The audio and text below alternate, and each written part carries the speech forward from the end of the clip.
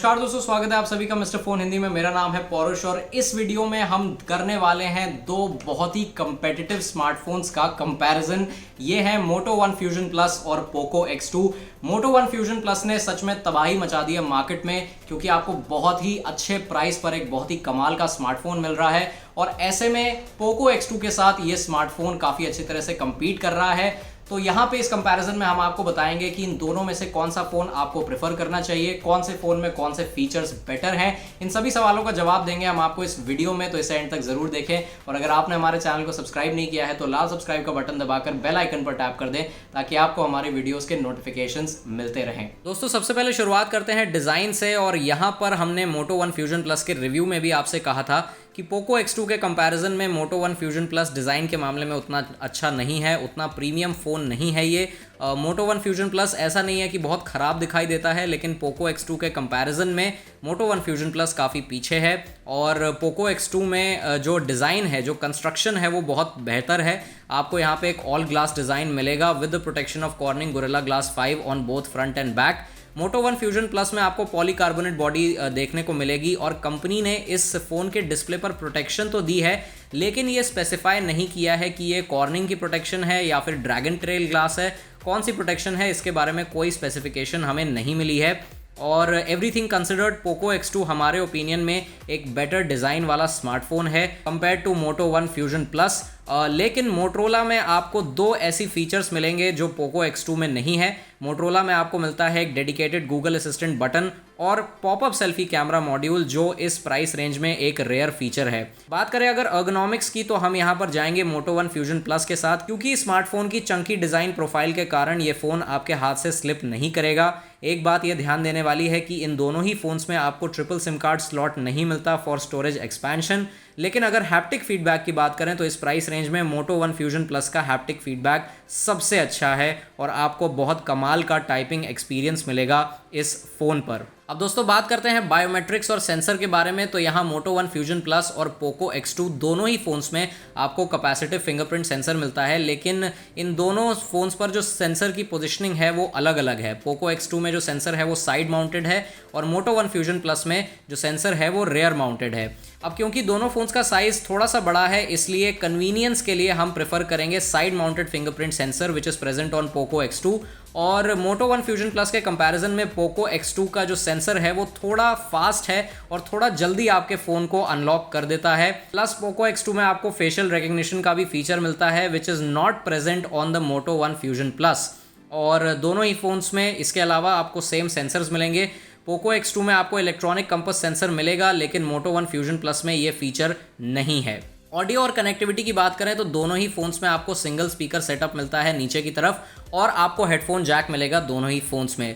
अब मोटरोला का क्लेम है कि ये स्पीकर सबसे बढ़िया बेस परफॉर्मेंस देता है और हम इस बात से 100% अग्री करेंगे, क्योंकि इस प्राइस रेंज में बाकी फ़ोन्स के कंपैरिजन में मोटो वन फ्यूजन प्लस का स्पीकर बहुत बेहतर है और पोको X2 के कंपैरिजन में ये स्पीकर ज़्यादा लाउड भी है। अब बात करें दोस्तों हेडफोन जैक से ऑडियो आउटपुट की, तो यहाँ पर हम जाएंगे पोको X2 के साथ, क्योंकि पोको X2 पर आपको हाई रेज ऑडियो का सर्टिफिकेशन मिलता है और मोटो वन फ्यूजन प्लस के कंपैरिजन में थोड़ा सा बेटर आउटपुट मिलेगा आपको पोको X2 पर। और अगर कॉल क्वालिटी की बात करें तो दोनों ही फ़ोन्स में हमें loud and clear calls experience करने को मिली। किसी भी तरह के कॉल ड्रॉप्स हमने फेस नहीं किए ऑन बोथ द स्मार्टफोन्स।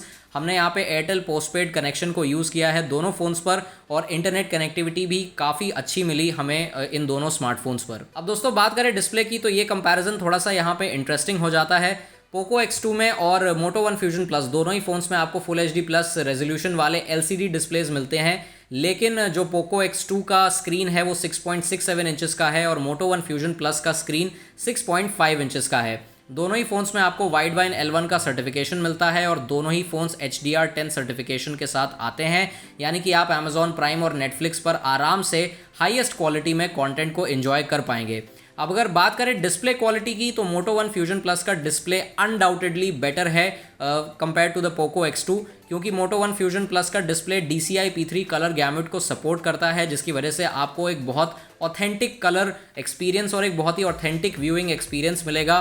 और मोटो वन फ्यूजन प्लस क्योंकि पॉपअप सेल्फी कैमरा के साथ आता है, इसलिए आपको एक नो नॉच डिज़ाइन मिलता है, जिसकी वजह से आप आराम से अपने कंटेंट को एंजॉय कर पाएंगे विदाउट एनी इंटरप्शंस और आपको एक बहुत ही इमर्सिव व्यूइंग एक्सपीरियंस मिलेगा। लेकिन यहाँ पे पोको X2 को एक बहुत बड़ा एडवांटेज ये मिलता है कि पोको X2 में 120 हर्ट्ज का रिफ्रेश रेट है और यहाँ पर जो पोको X2 का डिस्प्ले है वो 500 निट्स की ब्राइटनेस के साथ आता है, जबकि मोटो वन फ्यूजन प्लस का डिस्प्ले 450 निट्स की ब्राइटनेस के साथ आता है। तो ओवरऑल यहाँ पे हम जाएंगे पोको X2 के डिस्प्ले के साथ, क्योंकि आपको थोड़ी सी बेटर ब्राइटनेस यहाँ पे मिलती है। तो दोस्तों अब बढ़ते हैं कैमरास की तरफ और यहाँ मोटो वन फ्यूजन प्लस और पोको X2 दोनों में आपको 64 मेगापिक्सल के क्वाड कैमरा सेटअप मिलते हैं, लेकिन यहाँ पे कुछ डिफरेंसेस हैं, जैसे कि मोटो वन फ्यूजन प्लस पे 64 मेगापिक्सल का सैमसंग GW1 सेंसर है, जिसके साथ आपको 8 मेगापिक्सल का अल्ट्रा वाइड एंगल लेंस मिलता है, 5 मेगापिक्सल का मैक्रो कैमरा मिलता है और 2 मेगापिक्सल का डेप्थ सेंसर मिलता है। सेल्फीज के लिए मोटरोला में आपको 16 मेगापिक्सल का सेल्फी कैमरा मिलता है। पोको X2 की बात करें तो यहाँ पे आपको 64 मेगापिक्सल का सोनी IMX686 सेंसर मिलेगा, 8 मेगापिक्सल का अल्ट्रा वाइड एंगल लेंस है, 2 मेगापिक्सल का मैक्रो सेंसर है और 2 मेगापिक्सल का डेप्थ सेंसर है। सेल्फीज के लिए आपको डुअल सेल्फी कैमरा सेटअप मिलता है 20+2 मेगापिक्सल का। अब दोस्तों बात करें डे लाइट शॉट्स के बारे में तो मोटो वन फ्यूजन प्लस पर हमें बेटर कलर्स के साथ नेचुरल रिजल्ट्स मिलते हैं, लेकिन पोको X2 पर आपको बेटर डिटेल्स और हाइलाइट्स देखने को मिलेंगी। दोनों ही फोन्स में आप 64 मेगापिक्सल की फोटोज क्लिक कर सकते हैं और दोनों फोन्स के 64 MP शॉट्स में ज़्यादा डिफरेंसेस नहीं है, आपको सिमिलर रिजल्ट्स यहाँ पे मिलेंगे। वाइड एंगल शॉट्स की बात करें तो पोको X2 का वाइड एंगल कैमरा ज़्यादा बेटर है compare to the Moto One Fusion Plus, क्योंकि क्लोज क्रॉप पर आप देख सकते हैं कि पोको X2 पर आपको बेटर कॉर्नर शार्पनेस और कलर्स देखने को मिलेंगे। और हमने हमारे रिव्यू में भी कहा था कि मोटो वन फ्यूजन प्लस का वाइड एंगल कैमरा हमें कुछ खास पसंद नहीं आया। मैक्रो शॉट्स के मामले में मोटो वन फ्यूजन प्लस का 5 मेगापिक्सल कैमरा पोको X2 के 2 मेगापिक्सल कैमरा से बेटर है। डे लाइट सेल्फीज की बात करें तो मोटो वन फ्यूजन प्लस की सेल्फीज काफ़ी बेहतर दिखाई देती हैं और आपको पोको X2 के कंपैरिजन में बेटर स्किन टोन्स मिलेंगी। अब माना कि पोको X2 बोके सेल्फीज के लिए बेटर है, लेकिन यहाँ एक बार फिर हम जाएंगे मोटो वन फ्यूजन प्लस के साथ, because higher megapixels will not always give you a better result, right. Low light performance की बात करें तो पोको X2 के सोनी IMX686 सेंसर से हमें काफ़ी एक्सपेक्टेशन थी और बिना नाइट मोड के हमें ब्राइट फोटोज़ भी मिली, लेकिन शार्पनेस के मामले में मोटरोला का फ़ोन बेटर है और ये बात हम नाइट मोड वाले शॉट्स के लिए भी कह सकते हैं, क्योंकि यहाँ पर आपको कमाल की डिटेल्स और कम नॉइज़ देखने को मिलेगी on Moto One Fusion Plus. ये रहे कुछ और कैमरा सैंपल्स और हम बहुत जल्दी आपके लिए एक इन डेप्थ कैमरा कंपैरिजन भी लेकर आ रहे हैं इन दोनों फोन्स का with the Realme 6 Pro, so stay tune for that. अब दोस्तों बात करते हैं परफॉर्मेंस के बारे में तो यहाँ दोनों ही फोन्स पर आपको Qualcomm का Snapdragon 730G प्रोसेसर मिलता है। दोनों ही फोन्स में UFS 2.1 स्टोरेज है, लेकिन यहाँ मोटो वन फ्यूजन प्लस में आपको सिर्फ एक वेरिएंट मिलेगा 6GB रैम और 128GB स्टोरेज के साथ। गेमिंग की बात करें तो दोनों ही फोन्स पर आप PUBG जैसे गेम्स को HD और हाई सेटिंग्स पर खेल सकते हैं या फिर स्मूथ और अल्ट्रा सेटिंग्स पर खेल सकते हैं। कॉल ऑफ ड्यूटी को आप वेरी हाई ग्राफिक्स और फ्रेम रेट्स पर खेल पाएंगे दोनों ही फोन्स में। दोनों ही फोन्स पर जो गेमिंग एक्सपीरियंस है वो एक्सेलेंट है। FPS स्टेबिलिटी आपको दोनों ही फोन्स में मिलेगी। 45 मिनट्स की गेमिंग के बाद दोनों फोन्स में हमने किसी भी तरह के हीटिंग इश्यूज नोटिस नहीं किए। सिंथेटिक बेंचमार्क्स में भी यहाँ पे हमें यही चीज़ देखने को मिलती है, चाहे Antutu हो या Geekbench या फिर Andro Bench, दोनों ही फ़ोन्स पर आपको सिमिलर स्कोर्स मिलेंगे। लेकिन टच मल्टी टेस्ट ऐप की अगर हम बात करें तो यहाँ पर दोनों फ़ोन्स का टच सैम्पलिंग रेट थोड़ा डिफरेंट है। पोको X2 में आपको 240 हर्ट्ज का टच सैम्पलिंग रेट मिलता है, जबकि मोटो वन फ्यूजन प्लस पर आपको 120 हर्ट्ज का टच सैम्पलिंग रेट मिलेगा। अब दोस्तों बात करते हैं सॉफ्टवेयर और बैटरी की, तो यहाँ पे पोको X2 में आपको मिलता है MIUI 11 विद Android 10 और मोटो वन फ्यूजन प्लस आता है स्टॉक एंड्रॉयड स्किन के साथ विद Android 10।